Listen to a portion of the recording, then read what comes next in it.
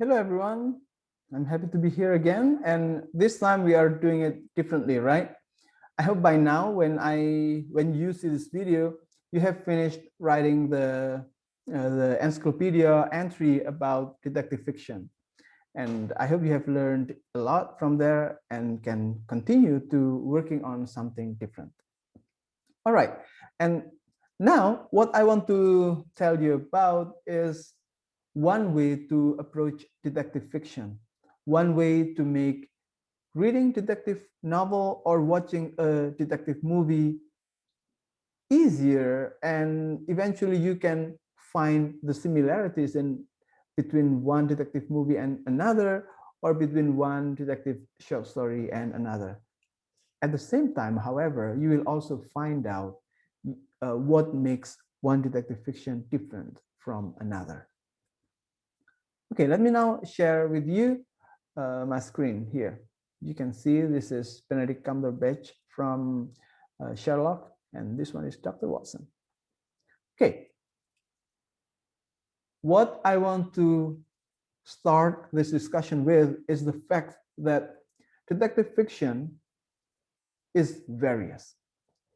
Earlier in my module, you can find that Svetan Todorov offers to see detective fiction as containing three types: the whodunit, which starts with a murder and then the detective tries to find an answer, and thriller, which starts with uh, incident after incident after incident until you eventually find out the thing that causes the biggest problem, and a combination of both. Usually there are three types of detective fiction, right? According to Svetlana Todorov, but the stories can be various. The story of one detective fiction can be very different from that of another detective fiction. Just like in popular romance, the genre requires some kind of limitations, but it also gives freedom to writers to explore various themes, topics, or motifs in presenting their stories. Detective fiction also has that, just like the work, right? Just like the world. The world is so various. The world is so complex. It contains so many things, and it's not easy to understand the world as it is.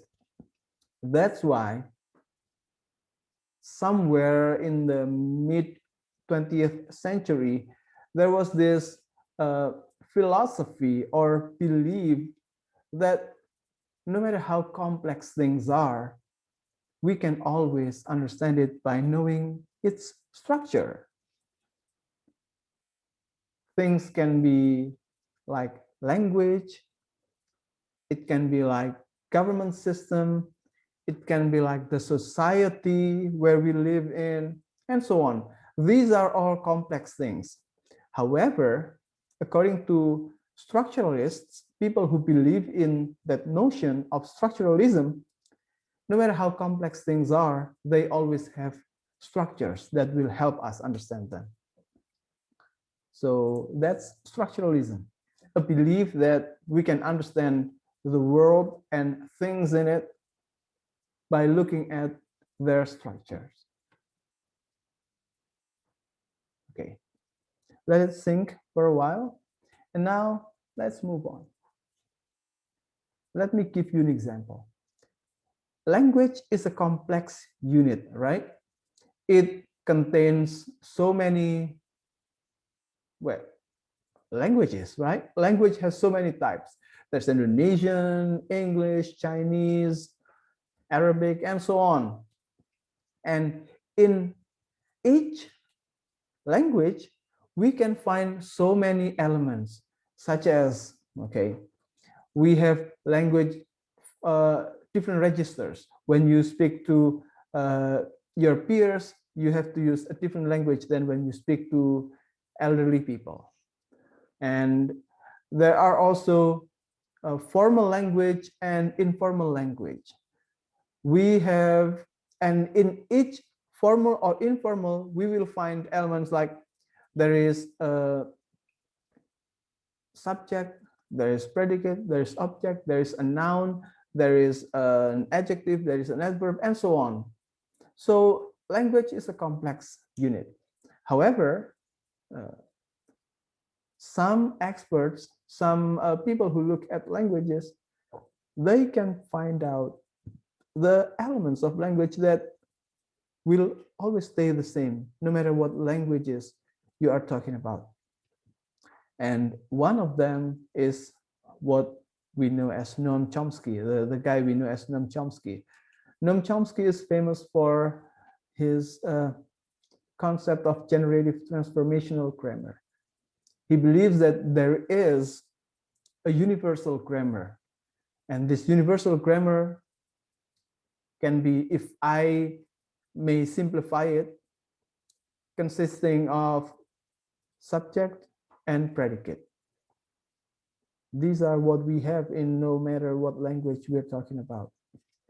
In the subject, you can find either a noun, or you can also find it as a combination between an adjective and a noun. In the predicate, it can be a verb, but it can be a verb and a noun, for example. So these are the basic structure of, this is the basic structure of any language. It has what Chomsky knows as, or what Chomsky calls as the universal grammar. It has the subject, it has a predicate. And in the subject, it can contain of this and that. And in the predicate, it can contain of this and this. And you can always break it down. But in general, there is one universal grammar. And another example is when somebody known as Louis Althusser looks at repressive societies, societies that are controlled by the government. There are so many societies like this in the world. And according to Althusser, no matter what society we're talking about, they always have two elements. The first one is what he calls as repressive state apparatus. This is the apparatus or the tool used by the government to control people's mind, people's way of thinking. That's why it's called ideology. It's ideological, related to the way we see things. And this can be educational institutions, they can be religion, and so on. And that's the first element, the ideological state apparatus. And another element that Althusser proposes is called the repressive state apparatus. No matter what repressive society we're talking about, there has to be a body from the government that controls people's movement, that can discipline people. And this repressive state apparatus can be military, police, and so on. Basically anything that uses power to control people. So people's mind is controlled and people's movement is also controlled with ideological and repressive state apparatus. That's according to Louis Althusser. So these are just two examples of people's ways of explaining a complex thing. The first one is used to explain language, and the second one is used to explain repression in a society. You can find examples elsewhere.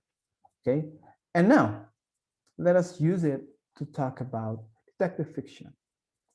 Detective fiction can be various. The story can be about a murder, can be about a kidnapping, can be about a theft, and so on. There are so many of them. Can be a theft of data, not money, not objects, but data. Now, no matter how various they are, no matter what kind of detective fiction you read, a structuralist, in this case, McCracken, can always explain that work by looking at their structure. And the structure here includes elements. In the case of detective fiction, McCracken offers 5 elements. The first one is the detective figure. There has to be a detective figure in any detective story. I'm saying detective figure, not a detective per se. It doesn't have to be somebody working as a detective, but it has to be someone who tries to find answer by looking at evidence. So the detective figure has to be there. Second one is the helper. There has to be somebody or a group of people who help the detective find answers to the mystery. And then there has to be a victim too. Without a victim, well, there is no need to find justice, right? Usually we find justice because there is one victim here. If the victim is dead, maybe the family wants justice. If the victim is still alive, then the victim wants justice. So this is the person that wants answer. And there's also witnesses. Witnesses are our keys to confirming answers. A detective can only offer answers to a case, but without a witness, we cannot be sure that the detective is right or not. So there has to be a witness or witnesses in a detective fiction. And finally, the criminal. We need a criminal to perpetrate something. Not that we need them, but in a story, there has to be one criminal that we want to find answers to, that we will have to punish eventually, because this is the person who starts everything else. Without a criminal, there is no crime. Without a crime, there is no victim. Without a victim, there is no search. So the criminal is the root of all this.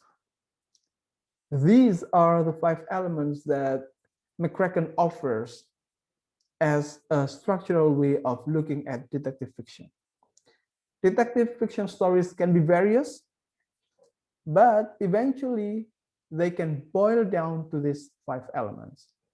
Knowing these 5 elements, you can, well, differentiate between one detective story from another. You will not confuse the story of, for example, Sherlock Holmes and the story about Hercule Poirot. Sherlock Holmes stories are created by Arthur Conan Doyle, and Hercule Poirot story, including the Murder in the Orient Express, are created by Agatha Christie. In Sir Arthur Conan Doyle stories or Sherlock Holmes stories, we find a character who is kind of eccentric, not easy to understand, but has a very powerful brain capacity to find out answers to a very complex murder or mystery. In the case of Hercule Poirot, we find somebody who is very disciplined, who is well, predictable, but also smart as well. In the case of Sherlock Holmes, the helper is usually Dr. Watson, somebody who is very faithful to him, who helps Sherlock Holmes to express things. While in the case of Hercule Poirot, the helper can be anyone from around him or anyone that, well, that happens to be present in the area. In the case of Sherlock Holmes, the victim can be, and so on and so forth. Basically, you can explore yourself how the stories of Sherlock Holmes can be different from the stories of Hercule Poirot. That's the first way to approach detective fiction, by looking at the 5 elements. Now, there is also another way, which is also from McCracken, but we try to go further with that. We try to find a different level of meaning. We no longer talk about who the character is, or who the detective is, who the victim is, who the helper is. No, but we try to go further into a metaphorical, into a bigger analogy. Just to give you an example, okay? In the case of the first one, the detective, we do not just see the detective as Sherlock Holmes. No, we try to interpret Sherlock Holmes to, for example, a modern man, a man who doesn't stay in one place, a man who doesn't belong to one place only, a man who always goes around. That is an analogy or an interpretation we can make on Sherlock Holmes. Or in the case of Hercule Poirot, we can see Hercule Poirot as not only moving around, but as a cosmopolitan person. Hercule Poirot doesn't only solve cases in, for example, London, but he goes all over the place, all over the world to solve cases. He can be in East Europe and solve cases. So Hercule Poirot can be interpreted as a cosmopolitan person, a cosmopolitan detective. Another one, the helper. The helper in the case of, and the helper here also shows what kind of world the detective lives in. In the case of Sherlock Holmes, as an example, the helper is Dr. Watson. Dr. Watson is a very educated person. He is a doctor, like a philosophical doctor. Philosophical doctor or a medical doctor? Okay, we will find out later. But the thing is, the helper here is an educated person. He is a helper not only, but not as an assistant. He helps Sherlock Holmes, for example, not because he is lower than Sherlock Holmes. No, he helps Sherlock Holmes because no matter how smart Sherlock Holmes is, he cannot really communicate with others. He cannot even communicate with us readers. That's why all of stories about Sherlock Holmes are narrated by Dr. Watson. The victim. If the victim is somebody from the royal family, then we can also try to interpret this as a story about lower people trying to lower class people trying to revenge probably towards the high class people, or it can be about the imbalance of the society that can cause people who are of lower classes try to do something to get to the higher classes or maybe to revenge. Basically what you do here is you find out who the victim is and try to make interpretation of the type of crime happening in the story. In the case of the witness, we here will also learn about the process of detection here. Is the detection process through, for example, through the use of technology? Does it happen by only asking? And does it happen by using hypnosis and so on? And finally, with a criminal, we can interpret the kind of solution there is. So this is a second way that we can approach detective fiction. Not only explaining who these elements are, but you also try to interpret these elements to find out a bigger thing about the work. That way you will know deeper about the work. And I hope this can get you started in interpreting detective stories that you read or detective movies that you watch. All right, everyone, I guess that's all for now. Hopefully it can help you a bit in trying to understand detective fiction. See you later. Bye.